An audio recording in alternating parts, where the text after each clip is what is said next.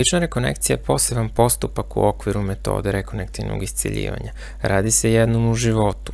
Kada smo spremni da ubrzamo svoj duhovni razvoj, oslobodimo što pre sve svoje potencijale koje smo odabrali za ovaj život, vreme je tada za ličnu rekonekciju. Dakle, cilj je svesna evolucija bića na svim nivoima.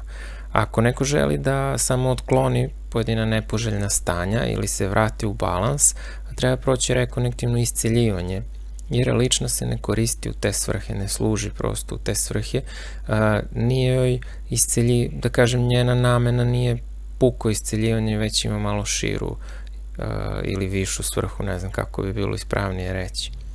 Naravno, i kroz ličnu rekonekciju ljudi doživljavaju isceljivanja, odnosno isceljenja, zato što su to te iste frekvencije, isto polje frekvencija kojima se mi prepuštamo.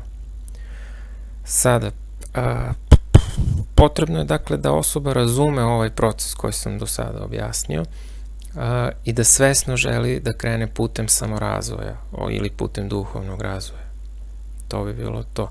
Sada, za vreme lične rekonekcije aktiviramo određene tačke na našem telu i povezujemo energetske linije, aksiotonalne linije na našem telu sa energetskom mrežom Zemlje i energetskom mrežom svemira.